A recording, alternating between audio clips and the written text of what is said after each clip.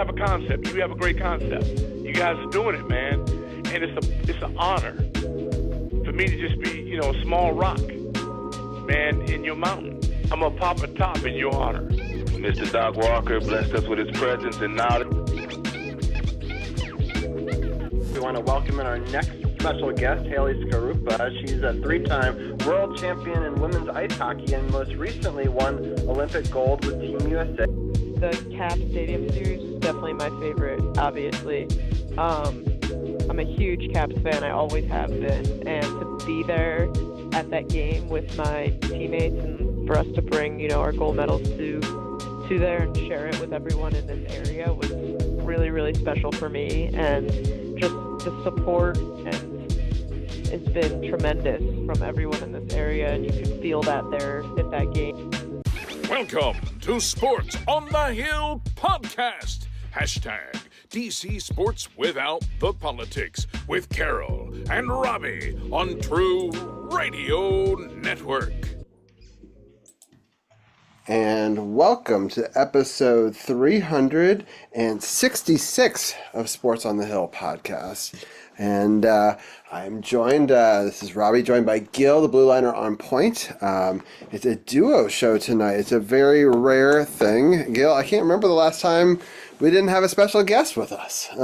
So we will, I'm not sure we even had one this season, to be totally honest. But I'm excited to get to talk hockey, have a semblance of normalcy. I've had a bit of a rough week, so if I'm a little out of it at sorts tonight, that's why. But we will talk about some exciting goals by the Washington Capitals. We will also talk about a hockey tournament, possibly with other guests who might be joining us, of a tournament that Gil does not want to speak on, so we will save that for hour two. And then we'll also talk about these Wizards. And these Wizards are in this conundrum, Gil. They have not won a game the entire season in which they were losing going into the fourth quarter. They're the only team in the NHL that has that. Right now, the games, we are up by 1 point, and there's 9:24 left in the game. So this could break the curse if we could somehow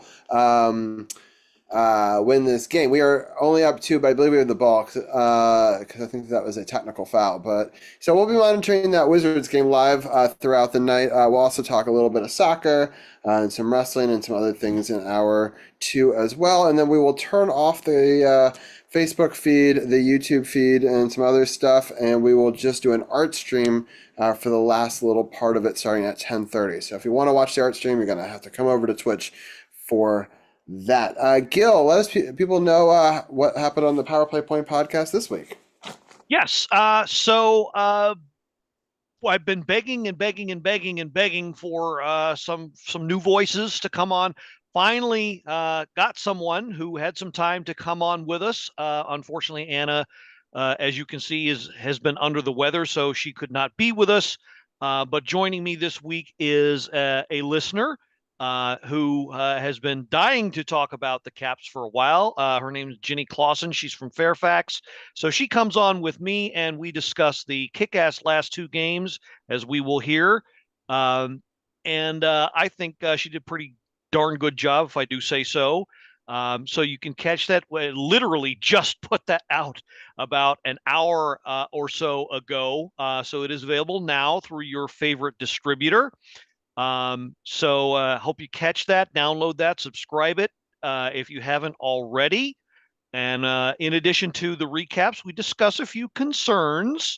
And I'll warn you now, you may not agree with some of the takes that we talk about, but that's why we're here. We're an open discussion group, and we respect each other's opinions. That's what we do, even if we don't always agree. In fact, I'll tell you right now, I think we've been agreeing a little bit too much with each other. I'm starting to see patterns that I think see cracks in the system that maybe people don't want to discuss, and I may have to play the bad guy in the coming weeks as far as that goes. But we'll see.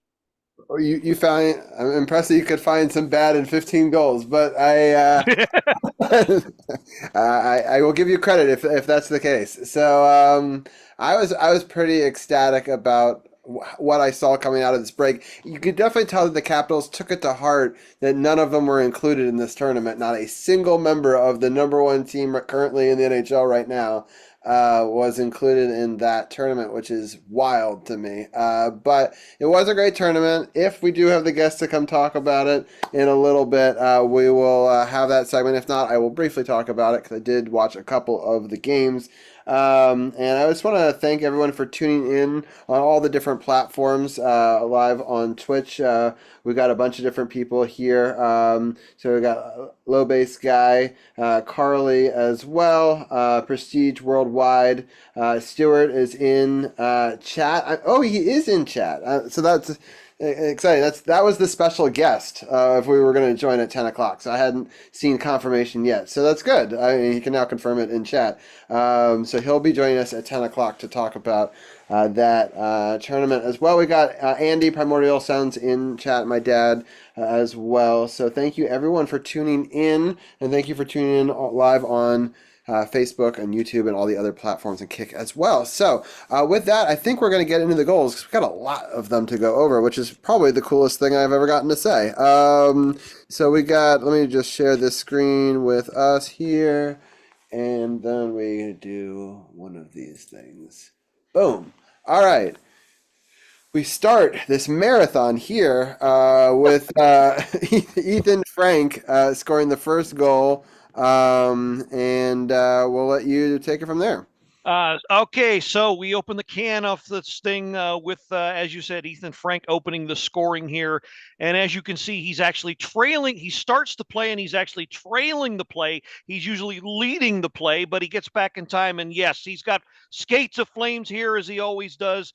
See him from his own blue line starting the play, throws it to Mangiapane, who crashes the net. Eller behind him literally crashes the net. Mangiapane does a great job, holds it over to Frank, who comes in behind and tucks it into the net for the game opener. Yeah. Just a beautiful goal. Ethan Frank has got some crazy wheels on him. I'm so happy. What a story, though. 27-year-old guy who is a rookie, but he's just worked so hard. After having a rough training camp, I was so disappointed because I thought in training camp he was going to make it, Gil. And then he really had a rough outing of it. And his ability to come back here through the season and has just been nothing short of remarkable. So, feel good story to be sure. We'll see if he sticks. He's passed one barrier already in that he's lasted what 9 games, 10 games, whatever it was before he had to clear waivers. So the fact that he's been here this long is a very good thing. Yeah, awesome. I think he's great up here.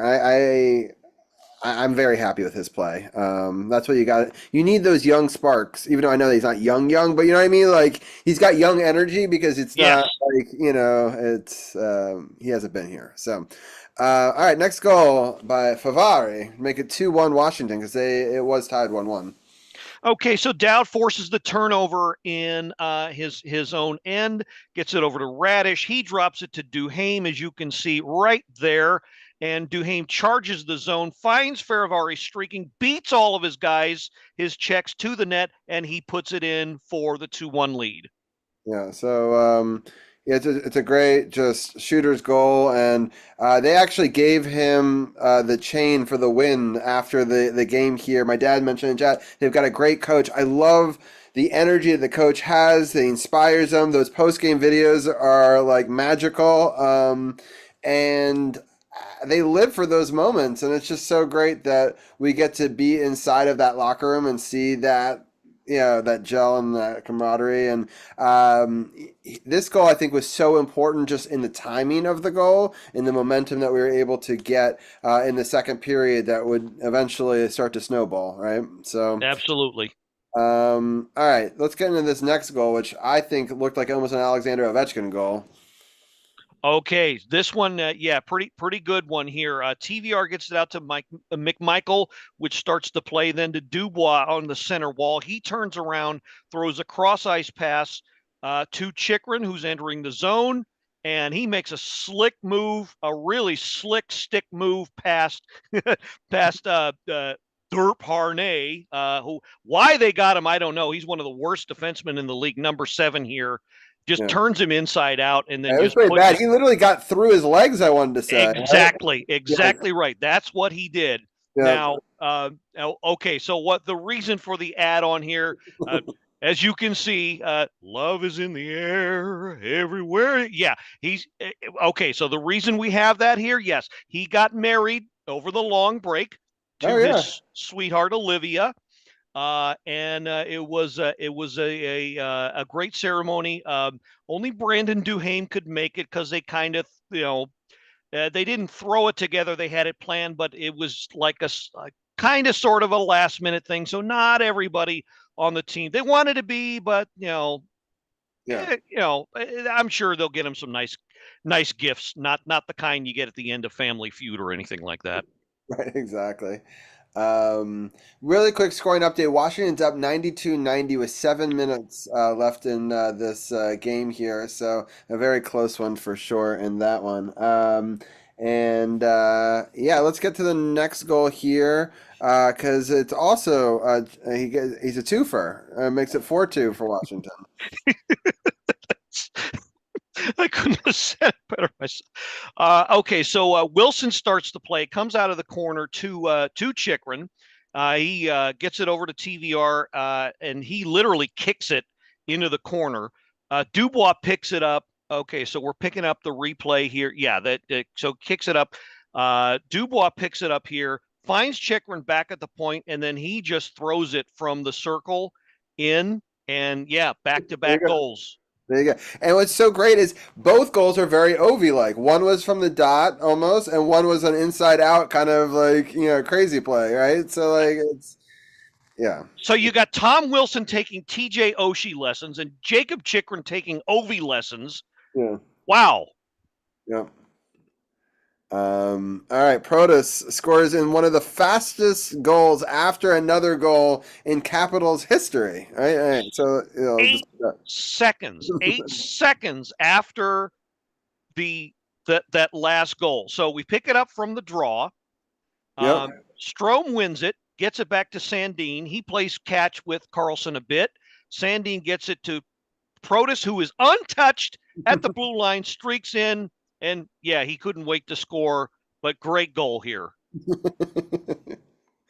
Yes, it's so. I mean, just the fact that he could just split these defenders right here so easily, and it was a great seam pass, right? The problem is Ovechkin draws so much, attention here, right? So we got 27 has got to be cheating over here to 8, right? 7's got to stay over here to Strome, and it's already past 55 here. They're screwed, So this lineup I love, and it's just becoming this amazing workhorse powerhouse thing. I mean, they have been solidified as the top line now, and so good for them. Because at one point we thought they were going to be like a 1A, 1B thing, right? And I really, and not to take anything away from our second line, but this one, it just reminds me of when we had Nicholas Backstrom and Ovechkin and some, big guy on it, whether it be like Mike Knuble or, there's just been that energy. But then you got this young guy in Protas who's still got that strength and the to get around and just the speed. So great goal here by Protas. And so the route is on, but Tom Wilson has to make an appearance, right? And naturally. Right, and this would be the one that would give him his career best, like set it, off, right? I think so. Yep, 25 hits that mark for the very first time in his career. So Caps are cycling here, not on the power play, but they sure did look like they were. And so how it happened was. Oh yeah, that tip. Yeah, hold on. He gets in front of the net. So Ferravari's got it here, where Robbie is holding it. At the circle, he throws it on net, and then Wilson positions himself just right to get the blade of his stick on the puck, where right after that, it deflects underneath the glove of Nedeljkovic and in, and you gotta love him. Through there, just it tips right beneath it in the one spot he couldn't So an incredible tip. I mean, some tips are just lucky. This was skill. You know what I mean? Like this was to get it out of the air and to get it just low enough and in. Like that's tremendous. And a goal scorer's goal, and why a lot of us think that he'll be a future captain of this team. Just amazing stuff for that one. But they're not done. So Dylan Strom gets in on the action. This power play is just so lethal because you have to play Ovechkin, and Ovechkin had a couple of opportunities in this game. I know he doesn't actually get a point. Gil, this is the first game where the Capitals have scored 8 goals in a game, and he was playing in said game where he didn't register at least a point. So remarkable, amazing, unreal. Yeah. But it's you find the good in the bad, find the bad in the good. No Ovechkin points, but the good in the bad as well. In that, well, you had what was it, 6-7 different goal scorers, and not Ovechkin wasn't one of them. So the key to this team all along has been their depth in scoring. Hopefully it will continue to serve them well. So you don't love Ovechkin not getting on the board, but you do love this team getting it done in so many other ways. This one in particular, Caps are on the PP here. So they're cycling. Dylan Strome, sometimes the power play has gotten some criticism. I think the one constant when they have been good has been Strome, whether he's making plays or going to the net himself. And this one, it's partially the Penguins' incompetence here. Let's just be honest. They fail to clear the puck. You're going to give these skilled guys a chance. Eventually that it's going to go in the back of the net. So picking up the replay here, yeah. So Achari, he can't clear it. Dubois over to Radish, over to Strome. He walks in, fires the shot through 2 defensemen and the goalie. 7-2 Caps. Ovechkin's just having a field day out in left field. It's just so funny that he's just like so uninvolved in the play. Like he's just like, I'll just let everyone else do the. You know what I mean? He's like just sitting there. And that's what's crazy. If it like deflects out somehow and everyone's so sucked in, imagine it bounces out to him. It's an easy goal because he just shoots it on net, right? At that point. Right. So, they're just so screwed in so many ways. I just hope that we can keep it up in the most important time. Like we've had seasons like this in the past, where we just been dominating people in the regular season, and it'll be interesting to see how it goes. But I do love how rested we are, and we came in with a vengeance in this time period in February, which is often a lull for us. So often around the break, we actually had a point streak going into the break. And then out of the break, sometimes we have a bit of a lull too. And 2 games in 2 days is not an easy feat after a break like that with conditioning. So impressive for that as well.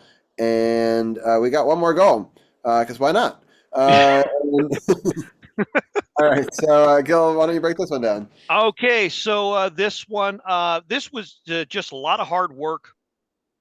Great timing by Roy and a lot of hard work by Brandon Duhaime, who beats his check all the way over. So it was Letang, who was playing back, beats his man all the way back here, as you can see. Puck is loose in center and beats Letang to the loose puck and then just puts it away for the 8th one. Wow. And you got to love that it was against Pittsburgh. That's all I'll say about that. Yeah, so he just wins a flat-out foot race when he was behind the start, which just shows his incredible speed. I'm going to be totally honest. I didn't know he had that kind of speed before this one. I mean, this was like a real, now, Letang is a little bit older, but still, he's a good defender with, a big reach and stick check, and he just outskated him. And it was an impressive single effort for sure. All right, well, I think we've talked about this game enough. Let's talk about a game where we actually were down 1-0 pretty early on, and I thought, oh no, there's going to be a hangover. Edmonton's coming in a little bit hungry. They lost their first game after their break, so I was like, seems like a trap game. Although I really wish I had gone to this game. I thought about it. I even talked to my dad about it months ago, but we were like, oh, no, the tickets are expensive, blah, blah, blah. I was like, all right. This would have been a good game to go to, for sure. And Tom Wilson gets it started for them. Yep. So off the draw here, back to Faravari, who gets it over to McMichael, plays catch with Roy. And this is great here. So if you could roll it back a little, Robbie, I want to highlight something here, or just let it play back. Okay, so the draw wins the draw back to Faravari, over to Roy, McMichael, then Roy, and then over to Dubois. Now Dubois, at that point, he kind of did this backhand slap pass over to the left. I'm not sure if that was intentional. It kind of looked like it was intentional, but it created a lot of space for Wilson, who at this point he's all by himself and just roofs it. Right, and he's got so many people in front too. Like there's so much traffic. But they were all drawn to Dubois because he was in front of the crease. No, I know, but I'm just saying. But look at how many people. So it's it's a lot of mess to try to get through for the goalie. And then just to roof it though, just to have perfect accuracy on top of all that, just from zero angle too. It reminded me of some early Ovechkin kind of stuff that we saw. So great. So for Anna and C4, which we just got a C4 update in chat. I want to thank Marcus. He said Cheryl is fine. She's having surgery on her wrist, but other than that, she will be okay. So our thoughts go to C4, who got in an accident right before this stream, and Anna is sick as well. The poor women of this segment. Anyway, I hope that they both get better. We'll just leave it at that. And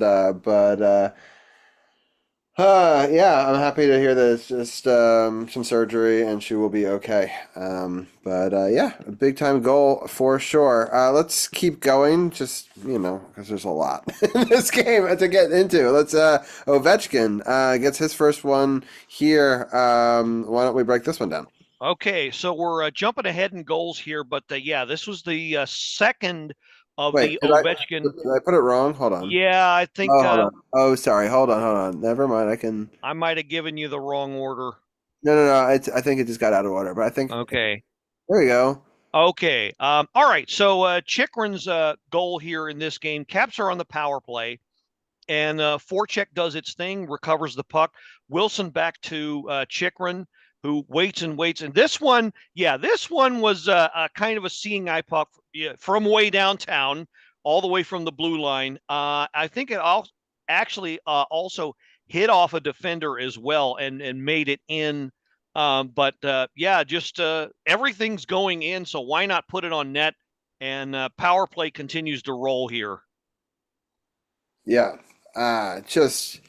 he is incredible. I mean, he is, I think, one of our biggest difference makers compared to this team from a year ago. Just his energy and his presence, and sometimes you just need that new cog and that new gritty guy. And I don't know. I just feel like him and Ovechkin must have a good time together. I don't know. I just have this feeling that there's a bond there, right? Don't you see what I'm saying? Like, I get similar energy, right? Yeah, definitely. Yeah, and I love that. More of that, so but his goals are so slick. I think he's a great player all around. The players seem to love him. So I think it's gotta be a case where they get a deal soon. The price is just going to go up when he continues to have this great season. So I don't know what they're waiting for, but they gotta get something done soon here to lock him up. Yeah, pull the trigger, damn it. Yeah. he's proven everything to me. So where was he from again? They got him in a trade with Ottawa. He was traded for Nick Jensen 1-for-1, if you can believe that. What? Yes. Wow. Did we fleece them? I mean, how's Jensen doing? I don't. He's actually having a decent season. Oh, good. I'm happy when both players. It's one of those things where the trade works out for everybody. I think Nick Jensen is a much better fit for their scheme in Ottawa. So yeah, he's doing very well up there. Yes, and then Greg on Facebook was just saying Ethan Frank with a great screen on this goal, and I agree with that assessment right there. Good eye, good eye. Yes, he was. Yeah, you can't. Um, I wish I could have included it in the replay, but yeah, Ethan Frank kind of does the old doggy leg here, having to do his business in front of the goalie, if you know what I mean. Which may have been a bit of a distraction. I don't know, but Yeah. in any case. For sure. All right, let's get into the next goal. This one now is in the correct order. We got an Ovechkin goal here. They're rare in this game. This guy put up 9 shots in this game, 11 shot attempts in this game. Anyway, all right, we'll start with this first goal. Okay, so we'll pick it up along the boards here. Looks like Protus over to Strome and hands it off to Ovechkin, who creeps into the slot and gets that wrister in there. He That's can kind score of like many ways. Yes, that kind of reminded me of the Chikrin goal from the last game, right? When I was talking about like the Yes. flying through the crease one, right? So it's like almost carbon copy esque in similar effect, right? So I just love how he cuts through the grease, and yeah. So this is a great way to shut up people who like he only does empty net, you know? So, Yeah. That's it's so funny because people exactly who just watch this game after that first goal, they interviewed Carberry and he was like, "Oh, he got a goal today, and it's exciting, and you know we're just focusing on like one game at a time." And then they asked him the question, "Do you think that he can reach it this year?" And he said, "Well, to do it, he's going to have a couple multi-goal games here to get it done." Like, you know, and his son's in the crowd, right front row, slamming on the glass. His wife is in a different section with his other son. I'm like, that was crazy to me that like one had glass seats and one was on the other side of it. But so he felt like surrounded by love, and it's one of those ones where there's a lot of kids in the building because it's a 1 o'clock game, right? And they have different energy, and I love when those games just explode for the families, and because it's hard to take kids to like a late night, you know, game. Yeah, So definitely. I love that so many kids get to have that hat trick moment, like I did when I was younger with my dad, you know. And so it's just crazy to think that he has 20 different franchises he's now scored hat tricks on, and this goal right here, the one we're about to talk about, this 4-1 goal is actually the game winner ultimately, and so now he ties Jaromir Jagr for most game-winning goals in NHL history. So people talk about like empty netter guy. Well, what about the most clutch goal guy, right? Because that's what this award is, right? So so talk about how we make it 4-1. Okay, so picking up the play, Frank over to Chikrin, and Chikrin kind of holds it here, and he just sees Ovi wide open, and Ovi does his thing from the left circle. Poetry in motion. What else can you say? Yeah, he's just an incredible player. Has so many different skills, and I mean, this is his most famous shot. And why they ever don't just double team that every time and just like let someone else beat you? Like I don't know, it's just the one time they didn't keep a body on him, and look at the Oilers' defense just kind of penalty kill kind of get him. No, you get him. Like it's just it's comical because not sure what to do. Right here, 33 is supposed to have him. He doesn't stupidly take that, which I don't understand. 27 has no chance to get there in time. Like 33's got it to cut that off, right? Like there's no. By the time 27 shifts over, he's now screening his own goalie. That he will then now have it in the back of the net here on the other corner, pin perfect every time. And he hit it, and it went off of his blade so many different times. It went off the post 2 different times in this game, and so it's kind of funny because in some ways I feel like the Oilers just kind of gave him the third one, but we can get to that a little bit later. But yeah, just incredible stuff here. His 28th goal of the season, and he'd be leading most of the teams in the league, by the way, at 39, which is absolutely insane. Next one is Connor McMichael, and this is a great goal, and made it 5-1. But I'll let you break it down. Okay, so I do a little special effects here within the goal visualizer. So I hold it here, and because he makes a great pass to Protus, and I hold it here because Protus takes it back to him. So tick tack, and then he sees Carlson, so toe. But we're not done yet. Carlson gets it back to McMichael, who flings it with authority in the net and conveniently timed. There you go. Nice. I love it. That's awesome that you can slow it down, hold it here. I love that. That is great.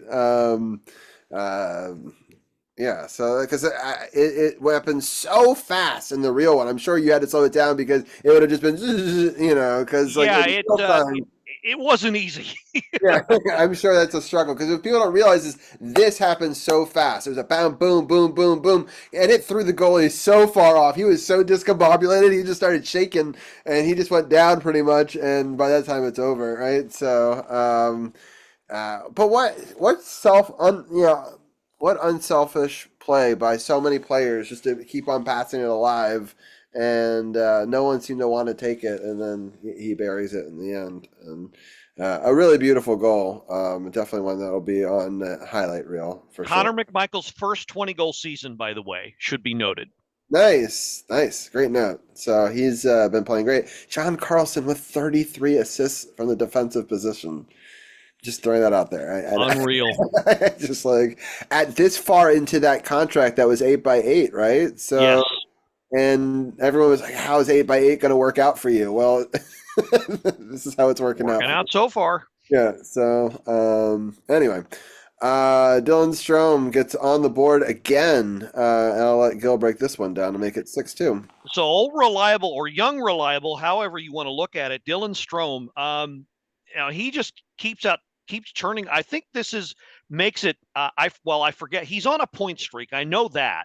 I forget how long it is, but he's probably I think it's 8 games, but I might be wrong. That's would not surprise me. He's most consistent performer, and that's saying something offensively for the Caps. But also not afraid. Worth saying. Also not afraid to get into the dirty areas here, as you can see. 2 defenders on him. Slips one. Gives another one the runaround, and then stays in close enough to the crease to put in a short snapper past Calvin Pickard for the 6-2 goal here. And watch Ovi. Oh, you got to love the passing here too. As great a work that Strome does in front of the net, the passing here, you got to say something for that too. Look at the puck movement. Ovi to Carlson to Protus, who puts it on net, and then Strome picks up the garbage. Well, and I want to make one little note. Strome actually gets it on his own rebound because he then throws it again off the pads, then gets it again, and then scores. Right. So, just a great play to himself because it gets him out of position, the goalie out of position. Once he's blocked one shot, you know where he is, right? And then if you can get the rebound before him, that's almost impossible at point-blank range. So, great play all around. And once again, Ovechkin is like in the backdrop, and he sets stuff up because it's a shot, and then he takes it, and then he passes again. But he's sucked so many players through to his side that, that's what I love about his play this year, Gil. It's not just about shooting volume for him to try to get the record as fast as possible. He's really making the right plays, and he's really, everyone's playing well off of him as well. It's not just a one-man show where they're just like, Ovechkin have 11 shots every game. They were 11 shots with purpose, right? Yes. So, I think that's an important distinction. And then here we go. Let's just talk about it for a second. They really didn't need to go empty net. They were down 3 goals with 3 minutes left. I think they wanted to let him do it. I get that thinking. I think also though it was about when they pulled Pickard. It was, I want to say it was a little bit closer to 4 minutes remaining. 3:30. Yeah, in the game. I think he was thinking, okay, I've got McDavid, I've got Draisaitl, I've got Zach Hyman, who scored 40 goals last year. I got some guys who could probably get me the lead. I'm going to roll the dice here. I think that might have been what the coaching staff was thinking for the Oilers. The timing, and they'd watch Ovechkin get on the ice at that moment versus like waiting to pull the goalie after you have Ovechkin on the ice. Here's the thing. If I'm not mistaken, what actually happened was the Caps had iced the puck. And Ovechkin, that's why he was on the ice. If you ice the puck, you can't do a line change. You cannot change personnel until after the next faceoff. That's why he was caught out there. So Right. I'm not sure the Edmonton coaching staff was aware of that. It was just really weird because he seemed right on the ice, right within the line of the bench, and just, I mean, he obviously is the best at this now. Uh, yeah, he basically steals it. Well, first of all, it was a terrible shot to the middle. He's kind of good at that, though, blocking the shot that leading to a goal, right? So that's kind of his new thing. But and the hats go flying. I just love that his son threw up 3 fingers earlier in the game because he wanted 3 goals from his dad, and his dad was able to do that for him at 39 years old. For over the 20th different franchise. It's just like, we're so lucky. And every week it's something new. I mean, I can't believe that Yager record and the hat trick all in the same game. Like, it's kind of unbelievable. And a new goalie to add to his list. He'd never scored on Calvin Pickard before. Yep. And Washington just won. I didn't want to jinx it too much. We won 107-99. So there you go. The first time that the Caps have been trailing going into the fourth quarter in which they could pick up a win. I believe they finally got to 10 wins. And you can get McDonald's for the win. So there you go. If you didn't get McDonald's today for the Nuggets, you can get a $2.50 tomorrow, I guess. So, yeah, it went on a 15-4 run in the last 5 minutes and 45 seconds. The Nets went without a field goal for the last 4 minutes of the game. So some defense played by the Wizards, and they get a win on the show. So congrats to them for that. Yeah, this is just incredible. 15 goals, 2 days. Just kind of an amazing week for the Capitals. But Gil, I'm curious, what are the cracks that you saw on your show? That give me something. Well, okay, so I don't want to go into too much detail, not give away, give away too much. But it's no secret that the weakest part of the Caps' attack and defense, for that matter, on the back check is the third line. So we go into a little bit, Ginny and I, of what could happen, how the roster might look like, or what moves are available to the Caps as far as that third line and beyond. I'm not so sure that that's a good idea, but unfortunately, I don't think they can keep going the way they're going, if that makes any sense. It looks great, and no mistake about it. You love the offensive output, but the Pittsburgh game, they started great. First 5 minutes were awesome, and then they hit a lull. They hit a really bad lull, and they actually ended up being outshot at the end of the first period. Now, taking 2 penalties back to back early on in the first period doesn't help that. So one of the things I'm seeing here is a little bit of undisciplined play. They stray away from their game plan a little too much at critical times, and that, as we know, can bite you in the butt. That's thing one. But I'm a little wary about what the moves they're thinking about with that third line. I think Frank has been a godsend, but I don't know. I don't know what else they could do. And I mentioned this on our show. Sammy Silber, the writer for the Hockey News who covers the Caps, has her own podcast called That's DC Hockey. She had a guest on recently from the 2010 team, Brendan Morrison. They made some moves at the deadline that kind of shook things up. And he said in no uncertain terms, well, that really upset things. I think that messed us up because you had a lot of guys who were there for the long haul who helped us get all those points, and then all of a sudden they're not getting any ice time. I'm kind of afraid of that happening here. So I still think, as great as they're playing, they've got some kinks to work out. It's not an unsolvable problem, but it's something they're going to need to figure out, and hopefully the solution is within and not without, not go get some guy who is going to end up being a rental who you never know how it's going to work with the chemistry. So hopefully the brain trust, Chris Patrick, Brian McClellan, Spencer Carberry, the coach, they can all figure that out amongst themselves when we get to the deadline in about a couple weeks.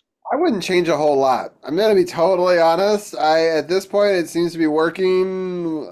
You know what I mean? Like, unless it's something real big that we think was going to really push them over the edge, I really like how this team is coming together and gelling. They seem to have such camaraderie with each other, or brotherhood. You know, I would just hate to mess anything up too much. I do want to welcome in Stuart as well, and we'll and we're going to bring him in a second. And then I want to say something. Greg is right. Ovi didn't block a shot on the last one. His stick broke on the shot, and the puck went right to Ovi. I had forgot about that. That's true. That is exactly what happened. I was thinking of a previous one. But, yeah, it's but well, Stuart's an interesting guy to have on. If you want to come on a little bit early, we could talk about the Winnipeg Jets as well. They're having a great season since he's out in Winnipeg, so I want them to get the President's Trophy. So I'm like, yeah, they can have it. They right. can have it. Yeah. So, but yeah, it was good. Oh, no, now he's back. All right. So, Stuart, talk to me about these Winnipeg Jets. They've been having an incredible year. You know what? Evan and Washington are just like killing everyone. It's fun to watch because I know you now, right? And I've always been kind of a Washington fan anyways, but it's interesting because I don't want to win the President's Trophy. You guys can have it. I blame you. I swear to God. But you know what? I still don't think the Jets are much of a playoff team. As much as I love watching this and I'm having fun watching them, win games, I don't think they're a playoff team. They're just not the makeup of a team. Like Hellebuck is great, but he seems always, crack under pressure in the playoffs. And we don't really do much with this team in the playoffs. So we'll see. I don't know. I have hope, but not much. Yeah, I can understand that because the Caps have been crushing it, but I still worry about the last couple of seasons. And just in general, it's been very few seasons where we've gotten out of the second round, right? So there's, we were able to get in the first or second round a lot of seasons, even really great ones, but to try to get into the Eastern Conference Final and to the Stanley Cup, at least in the Ovechkin era, it's been only once, right? So it'll be interesting to see if he can get past that second round at least another time before this is all said and done. But we have a good team around him. I just hope that they get healthy and get right at the right time. And it should be fun to watch. Stuart, do you still watch Boston at all as well, or have you mostly? Yeah. Well, I don't think they're much of a team at all, so I've kind of dropped them, and I'm just watching the Jets. I mean, I do watch them if they're on. I'll flip over to Boston a lot of times, but yeah, they're not much of a team this year, so it's the Jets have got my attention now. Yeah, Greg says it's dangerous for a team to not play meaningful games down the stretch. That's the thing that concerns me the most. I totally agree with that sentiment. They need to have that fire down the belly. And that's why some of these top teams, I was talking to my dad about this just the other day, a lot of one seeds don't necessarily make it all the way to the end, right? And it's not necessarily that they lose to a lot of 8 seeds, because that's still fairly rare, in comparison. But they just don't get out of the second round a lot, right? Or back to the final a lot of times. And I think you're playing some of the hotter teams at the bottom of the bracket that are just grinding to try to get there. And you did so well at the beginning, but there's burnout, right? So you just kind of have to get hot at the right time. So I think there's a huge difference between a team that can do well in the regular season and a team that'll do well in the playoffs. They're not the same team. There's a different mentality, a different makeup or whatever of a team. You play all year long, and that's why the President's Cup teams are always cursed. I really think it's a whole different team that can win in the playoffs compared to a team that can win in regular season. So that's why I think half that problem comes with the President's Cup trophy is that, all these teams, oh yeah, we're so good, we're beating everybody. And all of a sudden the playoffs start and they go, well, we don't have the right style of players to win in the playoffs. So. Yeah, for sure. It's, building on Stuart's point, everybody who knows anything about the Stanley Cup playoffs knows it's lockdown hockey. The goals do not come as easily. That's probably the other thing I'm worried about with this team. What do they do when the goals stop coming? And they're going to hit a stretch where that happens. Every team does. Now, I'm impressed they held McDavid to, what was it, 1 point in this game, and Draisaitl to 1 goal. That's a good example. Can they do it over a 7-game series? That's going to be the test. Yeah. I love our goalies, though. I believe they could. I really, in some ways, I like this team better than the 2018 team. Like, I know we're not there yet, but like, just at this point in the season, what I'm seeing, right? Like, I think they're further along than that team was, right? And so we'll see if it doesn't mean that they'll be a better team at the end when it matters the most, but I see some great chemistry. I see some of the young players playing really well with some of the older players, and the coach seems to be able to push all the right buttons every night, because it's easy to have a letdown game and back-to-back 24-hour games, and and it was just good to see them be able to produce like that. But Gil, let's take a quick look at the schedule ahead. We'll get Stuart's thoughts maybe on these teams as well, and then we'll get into the Four Nations tournament after we There's an interesting schedule thing that I'm a little bit excited about. March 25th, the Capitals are in Winnipeg. Oh yeah, and the Jets There's a chance. So I'm going to actually see if I can get tickets for the game, and just to get, you never know. I mean, March 25th, he needs what, 13? Right. So, yeah, how many games? Oh, that's exciting. I just realized the Jets were playing right now, actually. So they're playing. Yeah, they're losing last I looked. It's actually one of the few games we can't watch this year, so I can't see them right now. Why? Yeah, it's blocked here because of other sports and stuff that are going on here. So I don't know. It's rare that this happens. So that's wild. They're actually concentrating on basketball games, and I'm going, who in Winnipeg really watches basketball? It's not really a sport for Winnipeg, Canada. So it's jinxing your team too. That the San Jose is sucking up all that energy. So yeah. But that's wild. Yeah. So we've got a couple of interesting games coming up here. Let's go down the schedule. We got Calgary on Tuesday coming to town, followed by St. Louis Blues on Thursday. Both those are 7:00 games, and then Saturday we have another matinee game, and that one's a 12:30 game. On March 1st. And then, Gil, next week we've got a live game, Ottawa, March 3rd. That one starts at 6:30, which is an early start time, which means it's almost going to be over, if not over, by the time. So I guess we're doing a post game for it. It's just going to be kind of that'll work. Yeah, and or the very end of the third period. So very exciting start to a podcast. Yeah, so let's break it down. Calgary and well, I'm actually going to ask Stuart, what are your thoughts on them, since you probably see them more than we do? Let's see which team you're asking. Calgary Flames. They're not they're middle of the road team, right? So middle of the road teams always have tough to have an opinion on them. They don't do anything spectacular, and they don't do anything bad. I think they have a slightly winning record right now. What's their record right now? 27, 21, and 8. Well, that's not bad. They're actually doing better than I thought they were. But I've kind of largely ignored them because they seem like just middle of the road team, right? You don't really pay attention to those ones. Usually top 3 in each division you play to, right? Right. And the other ones, in Flames, I just find them to be blah. Yeah, they're actually the last man out right now. So Vancouver has the 8th spot, and they're in the 9th spot, which is Oh, really? I didn't know that. So that's interesting. They're just out of the running there in the wild card situation. But I mean, they're only 1 point back from Vancouver, so it's very close. Yeah, it'll be interesting to play them for sure. Gil, what are some of your thoughts on that team? So them and St. Louis, they're fighting for their playoff lives right now. If you're that far back, you need to start your playoff run now, and they have. So this is conveniently enough a good test for the Caps.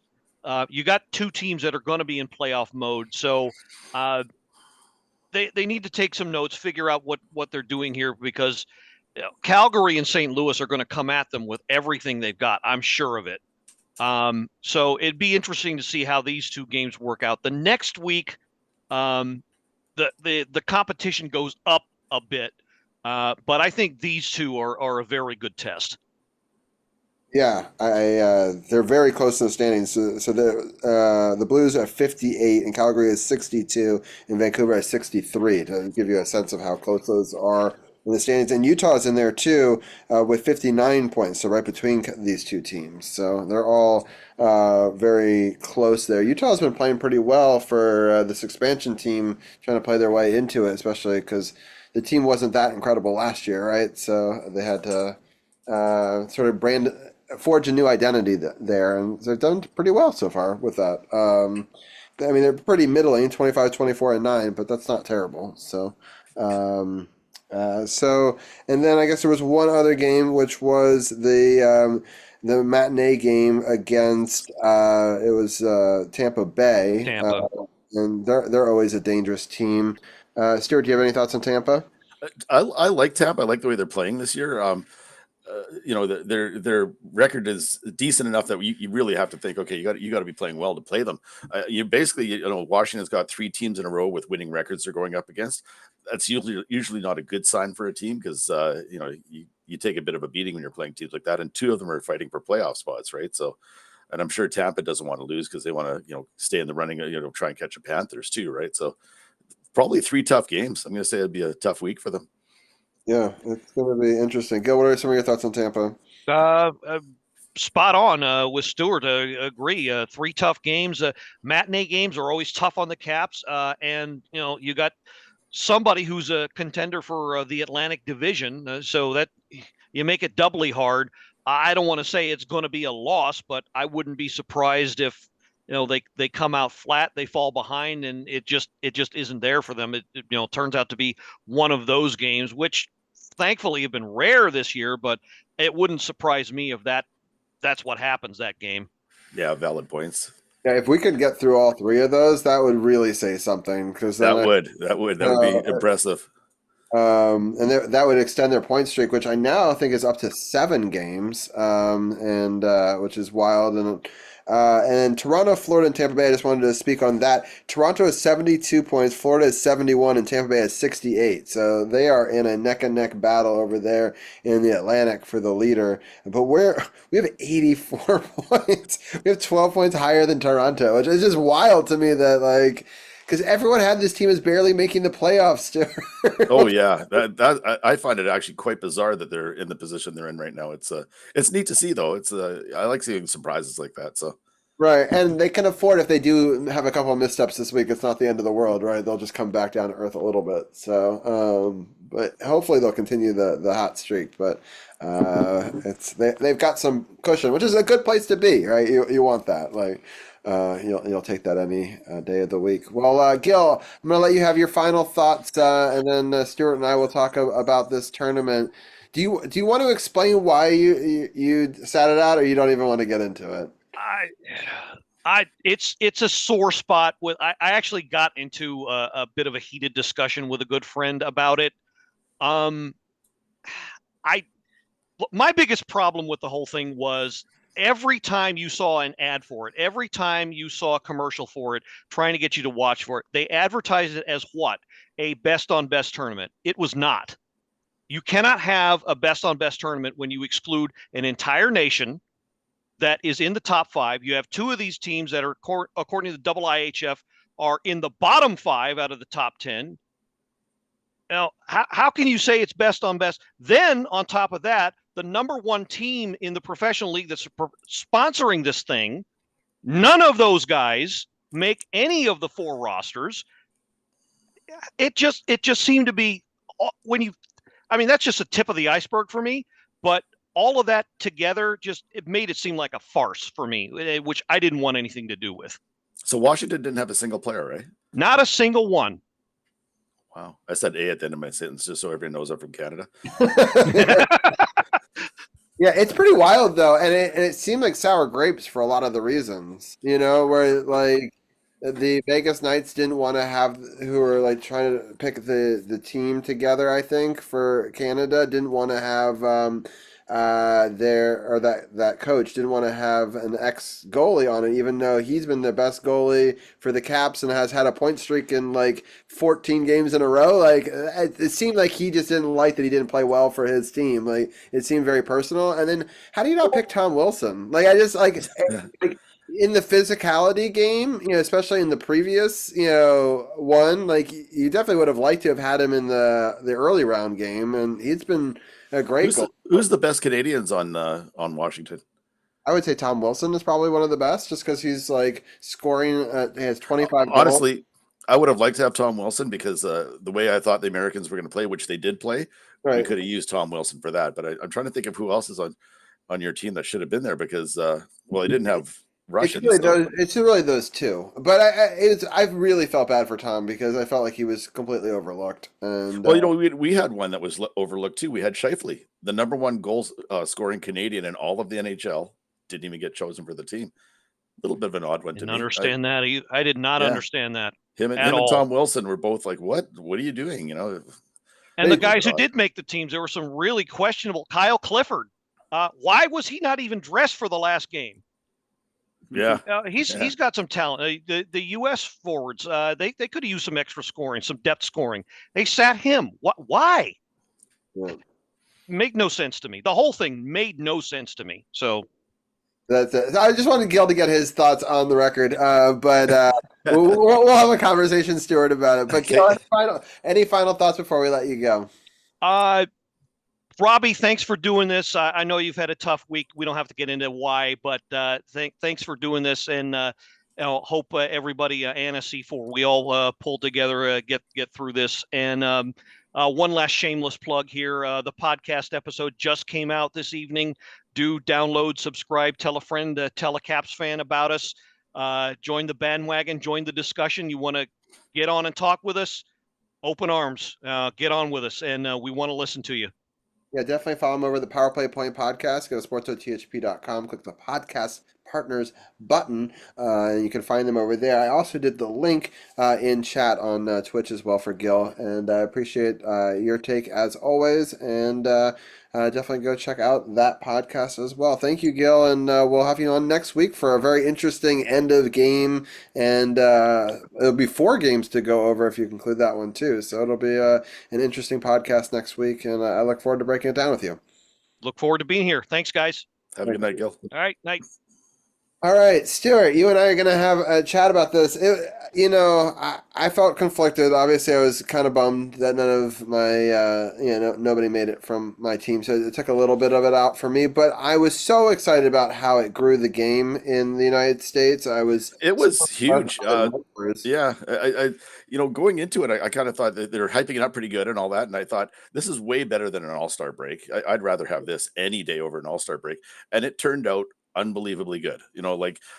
Again, there's you can have complaints about the players that weren't selected. The number one team in the league not having nobody there is weird to me. But I thought Tom Wilson should be there. You would never have that in an All-Star game, right? Like the number one have at least 2 players, right? Like it's just weird. But it turned out okay. Because the right 2 teams were in the final, and the game was good. It was a great final. If win or lose, you have to. I game. I loved both the games. The first game was a great game as well between the 2 teams. And I kind of had a feeling when we won that first one that we were going to lose the game that mattered. I had that feeling even then, right? Well, do you want to know a crazy stat? Best on best tournaments, Canada, United States. Canada's 11-1 against the United States. And we're talking best on best only, right? And so it's a weird thing that we aren't so good in round robins against them. We've lost four more games to them, all in round robin games. And the States always goes crazy in the round robin games. And I don't know if Canada does this on purpose, but we tend to lose round robin games. But it doesn't matter to us because the final is what matters, right? So right. No, I think it was a wonderful game. I really enjoyed. It was great hockey. That game. It felt more like an Olympic game than it did an All-Star game, right? And so that to me is everything because all the other All-Star games are just falling apart. The NBA one keeps trying new things and failing. Football keeps trying new things and in my mind failing. And this is very exciting. What I want to have happen is it alternating this type of a tournament and U.S. or North America versus the world, just single game. And so you go back and forth. That'd be okay. Every year.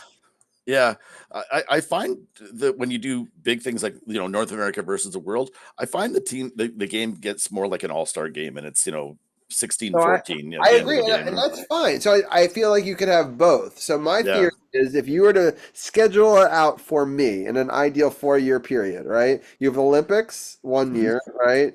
Then the next year is this another one of this world, The Four Nations, yeah. they keep on going. Then you take a break from that and have U.S. versus the world.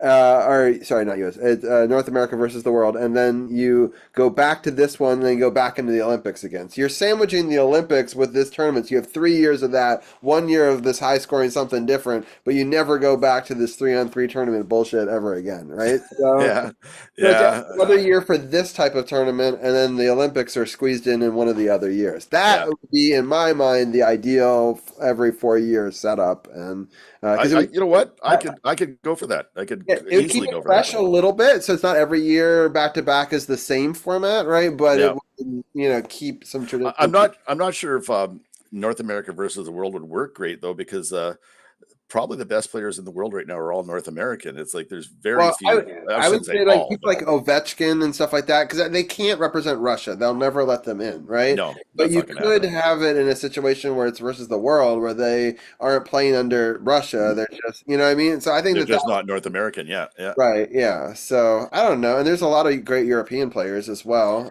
There is, yeah. I think that they could maybe get together as a team. You never know how they're gonna how the Canadians and Americans would gel versus. So Yeah, it would be an yeah. interesting experiment to just try every once in a while. So Yeah. it's not a tournament every year kind of situation. And you know what? Change is kind of cool. Like this year's a change, right? We haven't done a best on best for a while, right? So yeah, it was Right. kind of fun. I really liked it. It was kind of fun. Canadians love this. They love these best on bests. They And I was live for surprised to this. see Americans loved it. It really took off. Yeah, yeah. Yeah, it was really exciting to see for sure. And yeah, so the first game had a lot of physicality to it, especially early on with these big time fights, and that was wild to see because I've never like in best on best tournaments or all star games, neither you would ever really see Well, these kind of things. I, don't get me going on the Kachuk family. I am so not a fan. We had Keith Kachuk playing here in Winnipeg. He was Mr. Sit out and try and re-sign his contract every year, even though he had a contract. Oh no, I'm not playing you guys. I want my contract redone. Never did anything in the playoffs. He was a good seasonal player and all that, but and I understand he's a super nice guy, and everything that I know that knows him says, yeah, he's a really nice guy. He's a good dude and all that stuff. So, but I didn't like him as a player, and I like his sons even less because I watched. So I watch the first Kachuk go out there to get in a fight, and he picks a fight with a guy that's not a fighter, and I think it was Hagel if I remember the first fight, and Hagel did well against him, did very well against him, and then the next brother comes up there and he challenges our bench, challenges a player on our bench. Who does he pick? The smallest non-fighter on the bench, smallest guy in the entire Canadian team. Canadians aren't going to back down. He hops over and says, "I'm in." So he goes and fights with them. And I'm going, the Kachuk brothers are so about themselves, and they're so I hate them too for the record. So we don't. I'm not a fan of their style of hockey, and anyone in Canada would tell you their style of hockey is just like if you watch them play. They love to hit people from behind. They're kind of It weasels. reminded me of the Bash Brothers from Mighty Ducks, right? Yes, That kind of style. yeah. And they're both very good hockey players. Like you can't deny that fact. They're both very good hockey, but they don't rely on their skills The as much Jets as they just should. scored with 24 seconds left in the third, says the score bot in chat. So Nice. yeah, so there you go for topical stuff. Anyway, So the Kachuk brothers, causing the two fights. So it put me in, the pre-final thoughts. My thoughts on the game were Canada wasn't going to win. I was sure of it, and the reason I thought Canada wasn't going to win was the way NHL refs like to call playoffs drives me wild. It's like it's like a whole different game, right? And this is why we were talking earlier about the President's Trophy and all that stuff. As soon as the game gets rough and clinchy, and they're locking teams down and all that, it's tough for superstars to stand out or better players to stand out. So this is what happened in the American game.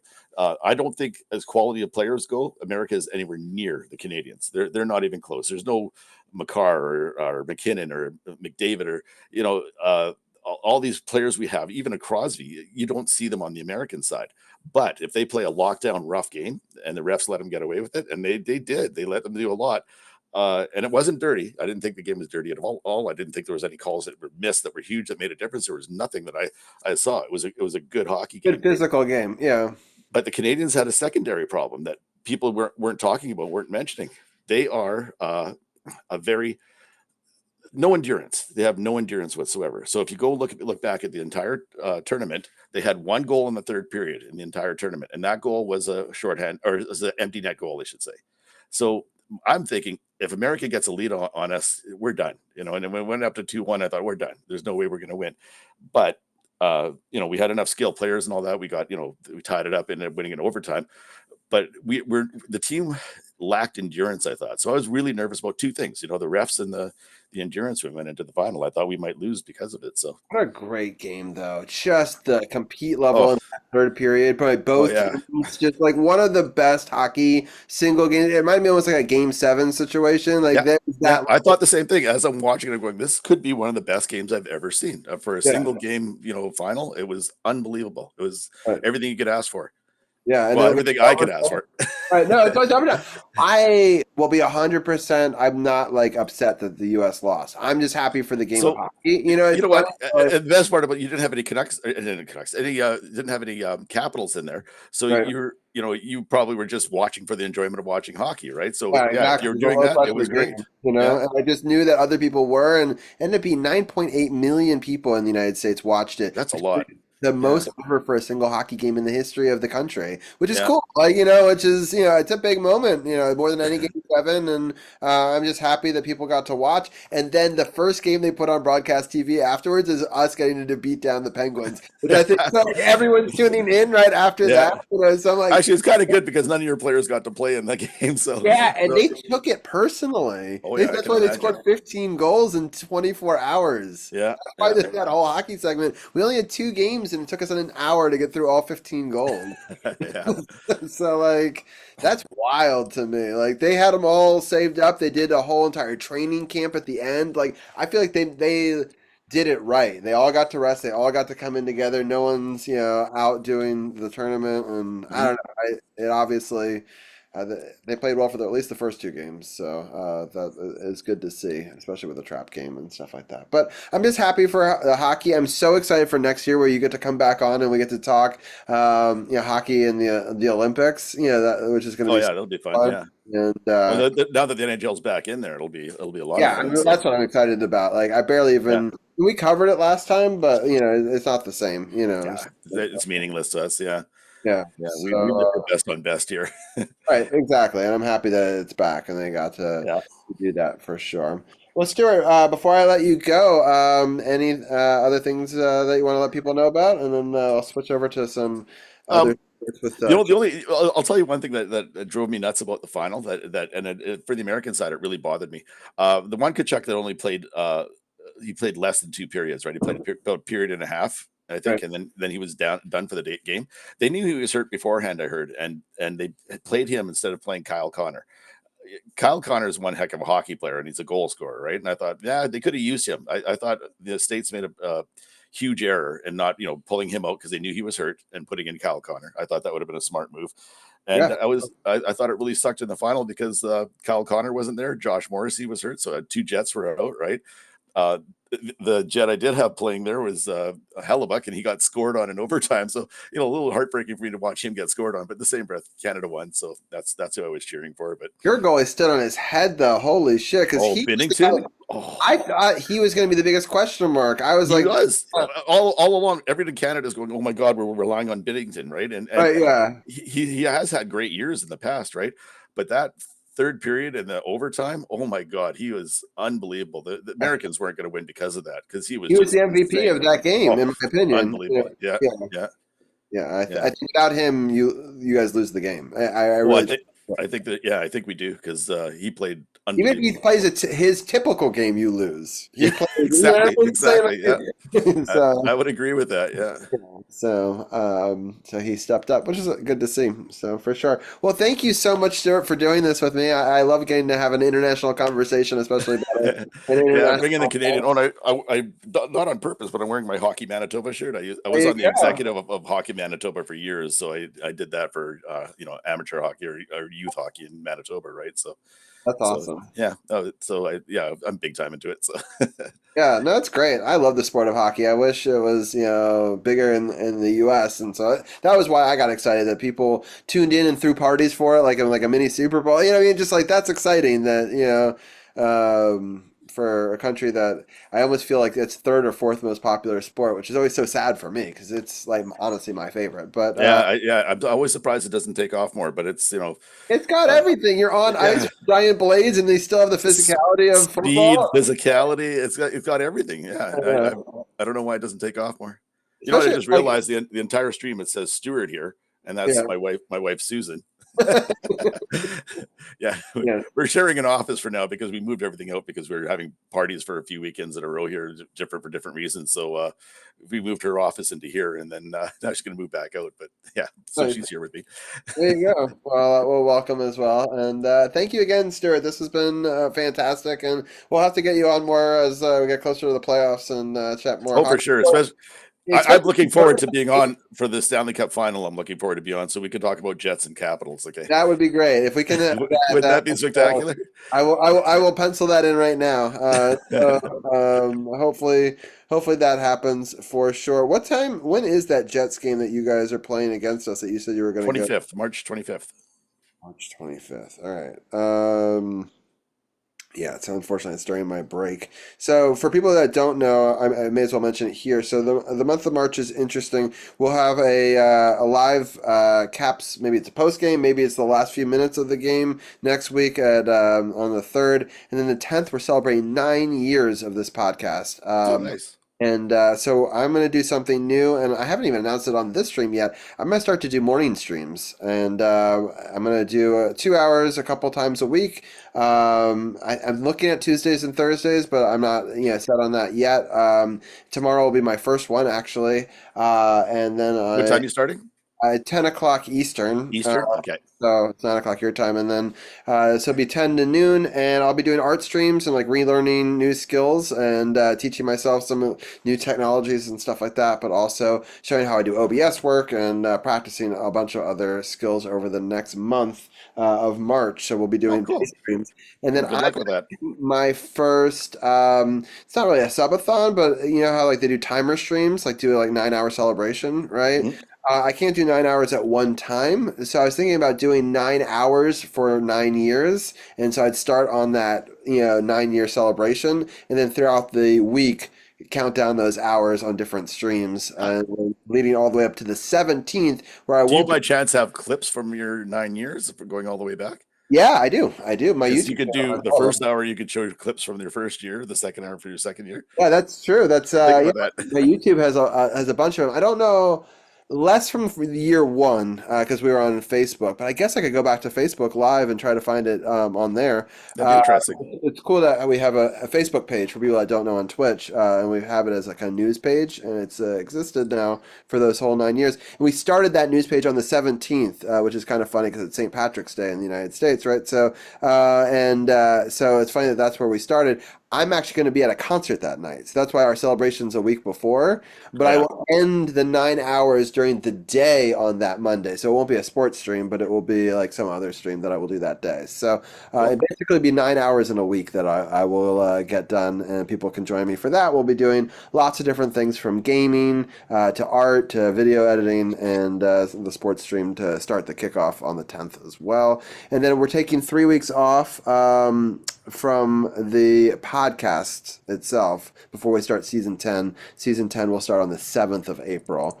Wait, so you're taking 3 weeks off right during a time period that Ovi might get the record. No, it's wild. So what I'm going to be doing is I'm doing daytime streams, so I could still technically talk about it. It's just not Okay, yeah, yeah. the official podcast and stuff like that. But I can always, if he breaks it, I will.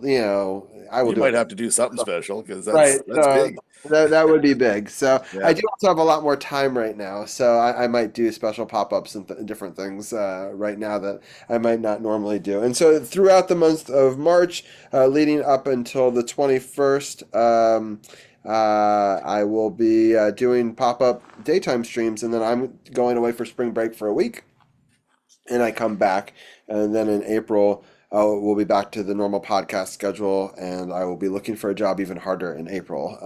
But yeah, that's the plan, at least for now. And I think it'll be kind of fun to showcase some of this journey and show people me trying to find the next big thing for me. And I'm excited to learn some new skills with people and to sort of see where it's going to go from here. I did the same thing for 15 years. I just feel like it's time for something new, and I'm excited to see what I end up doing next. And Well, I'm hoping for the best for you. And yeah, thank you. Your journey is starting now. Yeah, exactly. So I'm lucky because I do like animation, I do video, I do graphic design. So there's a lot of different cool things and directions I could go. I could be a teacher again. I could do IT again. So I don't, that's where I'm going to find myself and what the passions are because, I've done the same thing for 15 years, and it'll be kind of cool to get to do something different, especially because I love doing so many different things, including video editing and music and stuff like that. So maybe even get a job working for one of these sports teams, right? So I That do would know be hard to argue against, eh? I do know a lot about them. So I saw that there was Unless you're saying hot dogs here. yeah. Well, no, there's a production assistant for the Wizards, right? So I could go there and shoot game day and B-roll and stuff like that. So it might change the timing of the podcast some weeks, but it'd still be pretty cool to be part of the team, right? Oh, it would be, yeah. So yeah. Anyway, lots of different options coming forward. So Stuart, maybe we can even I don't know. Maybe someday I can even get you on a day stream and we can do a chit chat. So for sure. Yeah. We'll get you back on the show. Thank you for coming back. It's been a little bit, and it's been fun. That was fun. Yeah. Thanks for having me here. Of course. All right. With that, I'm going to switch some gears over and talk about some other sports, but definitely go follow Stuart out, and or definitely follow his daughter Jillian Hayek. And there's the link in chat. You can always find him as the mod father over there. And with that, we bring in the DC's People's Champ. And Champ, thank you for. I think I saw that you resubbed earlier. Is that right? Yes, sir. Did let me get the amount of months off us. 38. 38. That is wild. I can't believe we've been doing this for so long, and I appreciate you always riding shotgun with me. And yeah, we're coming down to the end of our sports segment. I do want to talk about a couple of things with Champ. First of all, the Wizards got a win live on our show where they were losing going in the fourth quarter. That never happens for us. So yeah, I saw that. I saw they were losing to the Nets, and I thought, okay, this is a wrap right here. Then next thing I know, I see the alert in your chat, and then I got the alert on my phone that they won. I said, wait, what? Like, what happened? So that's good. It's good that they're finally starting to put it together. I think it's like way too little, too late, but maybe this is something to build for. Building blocks. We want to.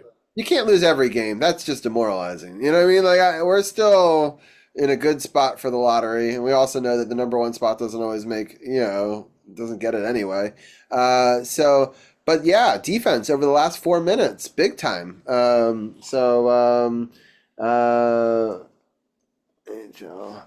we're gonna put up the C, and I'm gonna do the no spots one because we are gonna get into wrestling in just a second here. But yeah, Stuart says, "Damn, Champ was here and I didn't even get to talk to him." That's true. I mean, if you want to talk wrestling, you can always come back on. I don't know if that's something that you watch, but we also talk soccer here. Champ, we actually had a pretty good first game for DC United. Do you want to give an update on how they're doing? Absolutely. So DC United opened their season at home at Audi Field a couple days ago, and they went to a 2-2 draw in their first match of the year. And now opened up the scoring for the season in the 8th minute with a nice, pretty goal to get them on the board 1-0. Osorio of Toronto would tie it up at 1 apiece in the 27th minute, but then in the 35th minute, last year's Golden Boot Award recipient Christian Benteke getting his account open early, getting a goal on a pretty header off a crosser from near the corner. It came across and he just headed it right in past the goalkeeper to make it 2-1 DC United. Benteke, for those who don't know, the Golden Boot Award is an award given to the league's top scorer, whether it's goals and or assists. It's usually goals, but if someone is tied with goals, then the tiebreaker is assists. So basically, it's the league person who leads the league in scoring points. And Benteke did that last season. He's already gotten started with this one. And by the way, no one in the history of MLS has won the Golden Boot Award back to back. I think if Benteke continues the production that he did last year and already starting off this year, he could be the first to be a back-to-back Golden Boot Award winner in MLS. But he got us up to 2-1 in the 35th minute. But then in the second half, in the 70th minute, Toronto would score a goal, and that's the way it would end right there. It was a 2-2 draw, but it was a really solid performance for DC United. They held 54% of the possessions throughout this game, playing at a 3-4-2-1 with Benteke playing the one way back as a forward. They had 8 shots total, 3 of them on goal, with 2 of them going in. So they played very, very well. They did have a little bit more fouls than Toronto, 15-13, and they did have 2 yellow cards. But again, a pretty clean game, a pretty solid game to start off. So this is a pretty good start for DC United with a 2-2 draw against Toronto. But it's a very, very long season, and they're going to have to be able to put out outputs like this in multiple games and whatnot. But when you have someone like Christian Benteke out there who can score from anywhere and on any given situation, that's something that a lot of teams are going to have to be mindful of, because the 34-year-old is someone that is very much a feared goal scorer for this team. And I think that if people start to key in on him and keep him from scoring, I think you can get other goal scoring potential and goal scoring production from other members of the team. So this was a good start for DC United, but hopefully they're able to keep this good start going and maybe turn it into something really, really worthwhile. And hopefully, unlike last season, they're not sweating it out at the end of the season trying to make the playoffs and don't make it. Hopefully this time they put themselves in a position where they do make the playoffs. There is no scenario where they need help from someone else and they got to go out and do anything. Hopefully they're able to put themselves in a position, but we're a long way away from that. This is only game 1. Hopefully they're able to do some more going forward. Yeah, it's just wild to me that we had the number 1 goal scorer and we didn't even make the playoffs last year, right? Like, that's got to be so rare in MLS history to, I don't know. You would think that if you have the top, Jamar Chase had the triple crown for wide receivers in Cincinnati to make the playoffs. That's true. It's possible. That's the thing about sports, especially team sports, is that individual numbers are great, but if the overall team is not succeeding, then you're not going to see a lot of success. And that's something we see in a lot of team sports. I mean, someone could be in the NBA and be lead the league with a triple double leading the league, but their team could be at the bottom of the table when it comes to standings. Individual stats are great, especially when it comes to contract time and like getting those dollars, but in the overall scheme of things, it means absolutely jack shit if your team is not producing as a whole. Yeah, it's just wild. But yeah, I agree. Hopefully they can be more consistent. And they had a lot of ties last year, which were, like, in my mind, pretty big losses in the sense of, like, you could get 3 points instead of 1, right? So, like, convert a couple of those into wins. It's a big deal. So that's what they really got to try for this year, is that they played well enough to be in a lot of games last year, but they needed to put some teams away in a couple of those games, because they win 2 or 3 of those tie games. Last year, champ, they're in the playoffs. Exactly. Yeah. So yeah. So that's what I want to see from this team. Who are they playing next week? I forgot. They will be playing Chicago Fire next week, and it will be in Chicago at Soldier Field. Chicago has the odds are they're plus Chicago Fire is a plus 115, while DC United is a plus 205, but the draw number is a plus 260 for this team. Now DC United did draw in their first game, while Chicago Fire lost their first game. So it is a bit of an advantage to the United that they did manage to get a point in their first game of the season, while Chicago was unable to get a point in their first game of the season. So it'll be interesting to see. But they have Brian Gutierrez for Chicago, who did manage to score 2 goals in that loss, in their opening day loss. So we'll have to see what they're able to do against this team. Yep. So Winnipeg just won the game, which is great for us because now they can have the President's Trophy again. So it's we're going back and forth here between the Caps and the Winnipeg as a segment here on the show. We did start the show when I said that they were the best team in the NHL. That was true, but now as we end it, Winnipeg has once again topped them by 1 point. Troy Evans said he heard that Chicago Fire is bad on defense. Interesting. I did not know that.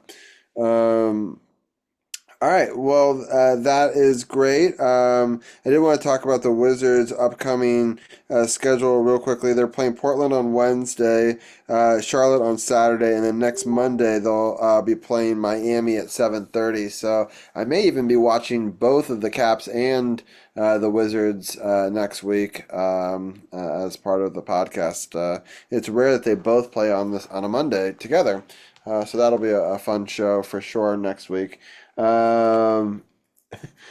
Stuart says you still have a game in hand. You can still get your President's Trophy. All right. And then I think, do we have any other DC sports you want to talk about, or you want to switch over to wrestling? We can switch over to wrestling. I mean, again, the Wizards, they're trying to at least make their season somewhat respectable and whatnot, but I think it's like a little too late for that. But hopefully they're able to build off of this stretch going into the springtime and be able to turn it into something next season. Yeah, Troy says MLB is back too, but it's hard for me to get into preseason baseball. There's so many games in a season, but that is true. The MLB is back, and when we start season 10, we'll definitely be referencing more of how they're doing. Champ, I was thinking I may actually end up doing some daytime streams leading up to.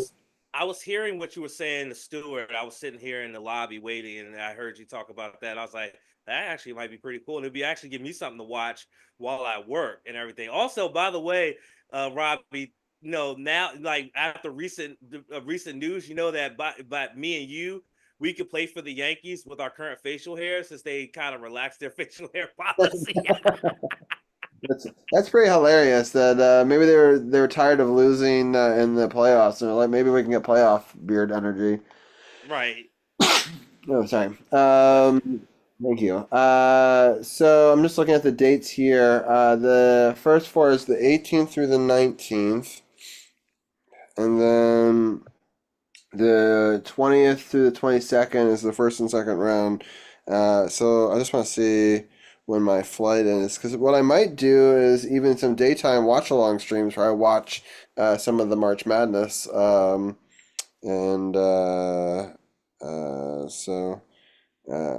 you're... March Madness is around the corner, ladies and gentlemen. Yep. Oh, wait. Never mind. I leave on the 21st. So I could do it one day on the 20th, though. The day before we leave. At least for part of the day or part of it. Or maybe even do like a pre-game before the games. Talking about the games that are upcoming. So there are some options there. And I'm just looking. So the Final Four is going to be on April 5th. So that will be our, April 7th. Yes. Awesome. All right. So our season 10 premiere will once again align itself with the NCAA championship game. Unfortunately, most of the games are going to be between our podcasts. So we won't be able to do much of a preview for them like we normally do. But at the same time, I can maybe do like a special during the day, and then people can watch it later. Yeah, it should be fun to have the championship live as part of that game, and we'll also be able to recap two Defenders games when we come back because they'll be like already previewing week 3, so that'll be fun, and we should definitely go out to an Audi game again this year. That was so much fun last year for sure. All right, let's get into some wrestling news. The Rock made an appearance again. Yeah, that segment was strange. That segment was very strange. That's all I can really say about it. That promo segment was very strange. And I think I saw something on online that said that it seems like, are you fucking kidding me? Sorry, I'm watching Raw. They're a new world women's tag team champions. Oh, nice. Are you fucking kidding me? Okay, all right, I'll get into that later. But someone online said that it seems like they're trying to recreate the Mr. McMahon Stone Cold Steve Austin sort of thing that started in 1998 when Stone Cold won his first WWF championship. And if that is the goal of WWE, is that they're barking up the wrong tree, because that is a long-term storyline that is hard to replicate. Like the energy and the purposeness of that storyline of, Stone Cold being what everybody wants to be, is that someone being able to beat up their boss and, get away with it, and they're trying to, hopefully they're not trying to recreate that with The Rock and Cody Rhodes, because I think that wouldn't be a very good replication, honestly. Have Wow. they been tag team champions together before? Liv and Raquel? No.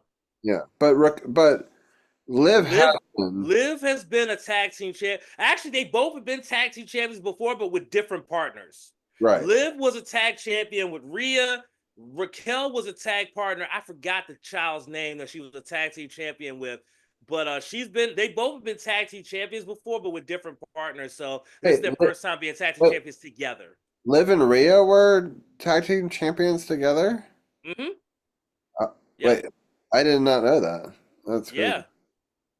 It led to after they lost those titles, it led to Rhea making her initial heel turn, turning on Liv and injuring Liv before. And so Oh, that's how that happened. Okay. yeah, that's what led to the whole, Liv Morgan revenge tour and that whole madness. It started off of them losing the tag team titles before. I forgot that they were tag team partners. I remember like the revenge tour and all that sort of stuff, but I don't remember. I think that may have happened. Like, did that happen over a summer or something? Maybe that's why when I was out, and that could have been. This was about 2 years ago. Yeah, interesting. This is before you got back into it, but yeah, that actually makes more sense now. So I think I like got back into it as they were beefing. So I just sort of assumed, I think that's actually might be towards the start of it. So, but so yeah, it just seems so weird with The Rock. I don't know what they're going to be doing with him in this situation, and I don't know. It's just the whole thing seems quite strange, and I'm curious how it's all gonna play, especially with Cena involved, and how Roman Reigns gets involved, and so they're doing a good job of creating compelling storylines because there's just like so much confusion, Yeah, I mean, that's the thing that you can you think you can take away from what's going on with Triple H and company, with Triple H having the pin, is that a lot of these storylines, it's a lot of slow burn and things like that. You don't know what's going to happen here and there and stuff like that, which is good. And also, one of the things that I think it pisses off a good size chunk of the internet wrestling community is the fact that it's not microwave. Like they don't start a storyline and then end it 3 weeks later. Like it's going to go and go and go until they feel like it's time to pay it off with something. And that's just, like a lot of people haven't forgotten about the fact that CM Punk said, "Hey, I'm going to be a part of your War Games team, Roman Reigns," or but it's because Paul Heyman owes me a favor, XYZ. They haven't talked about said favor, but that's still on the minds of a lot of wrestling fans that favor hangs over the top of people's heads. And when is CM Punk going to cash in that favor, and what is that favor? So that's what makes wrestling so good, is the fact that you have that. Yeah, for sure. I think it's definitely created some very compelling storylines for sure, and I'm excited to see where they go from here. So I was chatting with Scribe to make sure that we're still on for the art stream in a few minutes, and we are. So for people that don't know, we'll probably end the audio podcast and the podcast on YouTube and on Facebook and on Kick, and then we'll just keep on streaming on Twitch and a kind of a post game, and then I might clip out parts of it to throw up on YouTube later, and of the art stream if I end up going that direction. But Champ, let people know a little bit about what's on the No Spots, last week and this upcoming week. So 275 is up. We had an extensive third segment because NXT Vengeance Day was here in DC, and myself and Sage went. We had an amazing time. So we talked about the experience and the atmosphere. Yeah, actually, I want you to talk. I've been meaning for you to talk about that. So that's actually a good segue. I do want to hear what it was like to go there and be in the building. So let me know a little bit about that. It was absolutely awesome. People don't realize that WWE's main roster, their shows are a little bit different in terms of their feel and things like that. Whereas NXT has like a different energy. And this was the first time I got to experience an NXT show live in person, because you feel the energy when you watch it on TV when they're in Full Sail, or when they're at another venue for PLE or something like that. But it's another thing to actually be in the building for PLE for NXT and be able to feel that energy and realize why it's such a great ticket to get. And this is a great atmosphere. The building was damn near filled up to the rafters. It was absolutely Where was crazy. it again? Which Care First Arena, formerly known as the Entertainment and Sports Arena in Southeast DC. Got it. Yeah. So that's a cool space also, because it's very intimate in the sense of it's not like you're kind of on top of each other a little bit, so versus like a big open one like Capital One kind of situation. So yeah, that was really and cool. that was the great thing about this, was that it was a quite an intimate setting, and it was just, the energy was just absolutely off the charts, and the matches were just really awesome. And we talked about that in 275, how good the matches were, how the atmosphere was, how everything just was so put together, and it was just a fun night of action, and just to be there in person. So we did talk about that. We also talked about we had a full week in review with we talked about Raw, we talked about NXT, the fallout from Vengeance Day, we talked about Dynamite, the fallout from Grand Slam Australia, which Grand Slam Australia has been getting a lot of different feedback, both positive and negative. Positive because it was the third largest gate in AEW history, but a negative was that they used a much smaller ring than they normally use, and it may have caused someone to be injured because of it. So it's been a lot of feedback from that. We didn't get into that. We just talked about the experience of. Why did they have a smaller ring? I think they borrowed it. I think what I'm reading online is that they borrowed the ring when they got to Australia, and it was a 16 by 16, which is smaller than the standard 18 by 18 that they normally use. And I think that's what ended up happening there, which I don't know. Interesting. I don't know. But either way, this week on the podcast, though, we're going to be previewing Elimination Chamber, which is coming up this weekend. That should be a fun pay-per-view. It's a lot going on. You have two Elimination Chamber matches, the men's and the women's. The men's one is for a shot at Cody Rhodes in the Undisputed Championship. The women's is for a shot at the Women's World Championship and Rhea Ripley. Trish Stratus is going to be wrestling in her home country of Toronto, teaming with the current women's champion Tiffany Stratton against Nia Jackson and Candice LeRae. So it's going to be a lot that's going to be happening, and it's going to be a lot of fun. We're going to be talking about that this week, and we're going to be live reacting to Elimination Chamber, myself and Sid, maybe Sage as well. I have to find out, but either way, that's happening, and I cannot wait. Definitely go check them out, the True No Spots, and they are wonderful over there. And yeah, I'm excited. Next week you'll be able to break those down, the results of Elimination Chamber with us, and that'll be fun to chat with you about that. And maybe I'll have to see if Sith wants to join in for that one as well. And yeah, thank you so much for being a part of it, bringing all of our DC sports and all of the wrestling news there. Any final thoughts before we let you go? I say this to you, Robbie. God doesn't give us anything we can't handle. I believe in that wholeheartedly.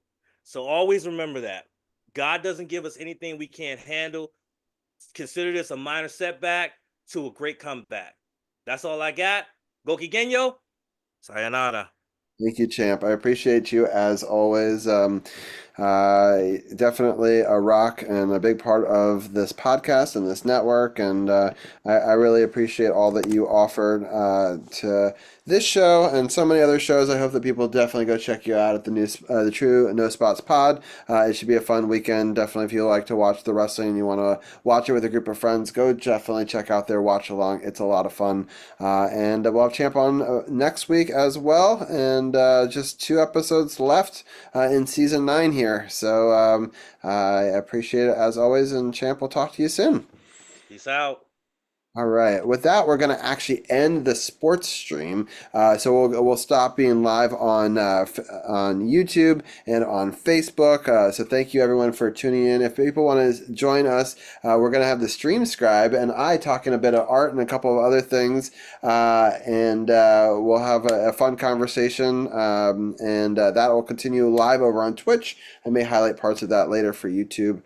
Seeing how that goes. But appreciate everyone for tuning in on the audio podcast. We'll definitely be back next week for episode 367 of Sports on the Hill podcast, where we'll have a live Wizards Capitals recap the wrestling and more. That'll be a lot of fun as well. So thank you everybody for being a part of that.